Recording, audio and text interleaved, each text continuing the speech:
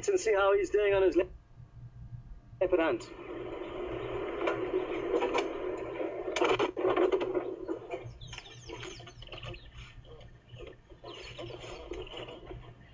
Well guys, welcome back this side. We are in the Daratuza area at a place called Red Dam, and got a few buffalo. Now we're just sort of taking it easy. We're sort of looking for shadow really. Also, I missed that last message. It's just breaking up a bit, the radio, so it's just wooden control.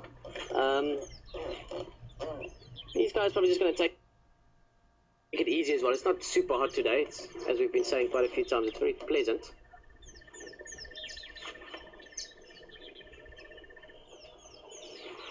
But the buffalo, they've got their routines as well. They've been probably grazing this morning. I can see all the flies there. If we go close into these guys on the left, you might be able to see it even. A little bit far from us. But if you look very carefully around them, there's thousands of flies buzzing around them, and that's one of the reasons sometimes I like to. Lie down in the water or in the mud. Gives them a bit of a break from it. As I was saying, we've been looking for shadow. They had tracks this morning, about a kilometer down the drainage line. We've just been coming up. Of her and the cubs. Now we've seen her, yes, we've seen her in the last few weeks. We saw that once when she was in that really thick bush, and Brian could hardly get a little window through. We could see her eyes at one stage in a few spots. She is a very shy leopard, but finding the right time, the right place, she'll be great to see. So we'll keep that in mind for the afternoon as well. These guys are going to take it easy over here. Let's just take a nice slow drive along. Maybe we still bump into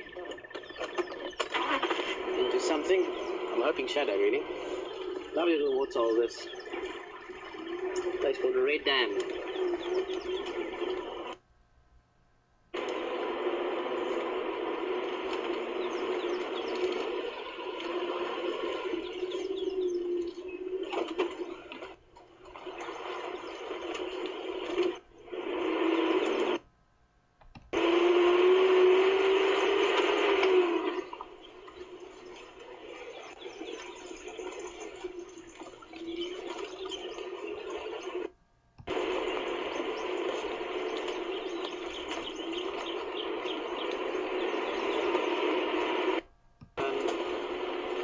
Leopard's personality really, that's what it really is. I mean, Shadow grew up, her mother is Karula.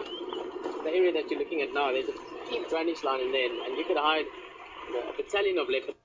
First litter Karula had, left now about 8 years ago or so, actually almost exactly 8 years ago. They were also born around December. So Karula had the two cubs. We used to call them Saseka and Tingana. Saseka is now called Tandi. Means exactly the same thing. It's just the Shangaan in the Zulu. Saseka or Tingani, Saseka or Tandi, sorry, means beautiful. And she's a very beautiful cat. In fact, let me quickly, while I'm talking about them, let me quickly show you what Tandi looks like. Just so you have an idea. I'm just going to quickly do the. There we go, that's Tandi. Let me just see if we can get you a view in there. There we go. Now Tandi, as you can see, really nice dark markings. Yeah, she's. But there's another. That's yours. So it took me in there to see her. Wait, where is it now? There we go. So that's the sister of the one that we're looking for currently. Cool. Beautiful cats, 8 years old, in their prime. The point I was getting to is that Shadow, her sister, who we used to call back then Tingana, meaning shy. Shadow was also because she's like a shadow, you know, you can see her now and then she's gone. And they grew up with the same mother, Karula being a very, very, very comfortable, very relaxed female, the same as her mother, Safari, was. And always, even as youngsters, she wasn't shy that she'd hide all the time. I mean, I've got some beautiful photos of her. My favorite probably, I mean, we still played with it. Very, very, very comfortable, very relaxed female, the same as her mother, Safari, was. and always, even as youngsters, she wasn't shy that she'd hide all the time. I mean, I've got some beautiful photos of her. My favorite probably, I remember we still played with it, was on off. I went and laid down in the same branch while I'm driving. So it's not that she's afraid of vehicles, she just doesn't like them that much, I guess. She's just a little bit shy. Whereas her sister, Tandy, doesn't care about vehicles at all. I mean, we saw the other day she walked past us, feet away. So it just shows you that there really is personality to these cats, because they grew up the same. They're, Elisha always talks about it, nurture and nature. Their nurture experience was the same. They grew up with the same mother, same experience with vehicles, exactly the same as Tandy, but yet her nature is different. And it's always interesting to consider that with animals, that they really do differ from each other in terms of their sort of approach to things and how they operate. Would be nice to see her though. Would be nice to see her cubs as well. Two very special cats that for me. Both of those actually.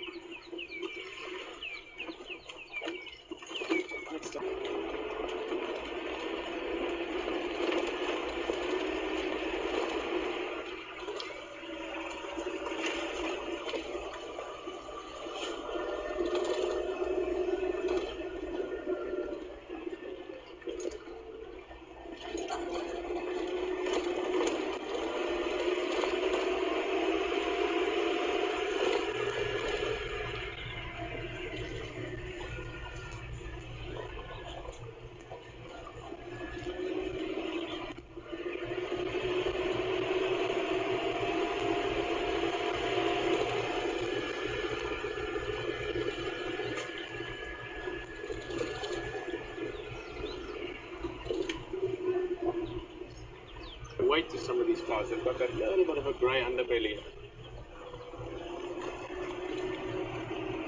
Okay, awesome guys. Quickly go to Hayden. He's got something very cool, and if you don't come back to us, thanks for the morning. We'll see you this afternoon. Enjoy it with Scott.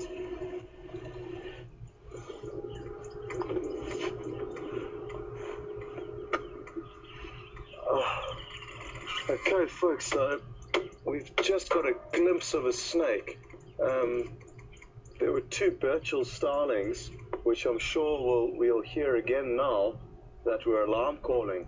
So as I stopped the vehicle and looked in the direction of where they were kind of doing this alarm call, I saw the tail of the snake slither down into the base of this marula tree, exactly where we're looking now. So I'm not sure if it's disappeared into a hole. I'm guessing it did. I just saw the end piece of its tail. Hard to tell what it was. Potentially a black mamba. They are good climbing snakes, the black mamba. If not that, I would presume potentially a boomslang, which the direct translation means tree snake. Oh, there it goes. Did you see it there? It reared up. Oh, that was awesome. Jeez. Oh my word. Okay, it's still here. It's still here, folks. It's in this long green foliage, which makes it difficult for us to see, but it literally reared up at them. I've just got a little glimpse of it. I am gonna just stand up for a second and see if I can get a better vantage point from being higher up.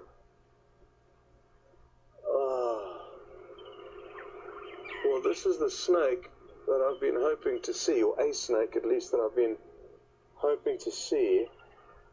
It's just such a pity this undergrowth is so thick. It's appeared to be a fairly large snake when I just caught a glimpse of it rearing up at those birds as they came down to mob it. But hopefully they will come down and help us find it again. Sure. How many have we? Don't have much time left here. What to do?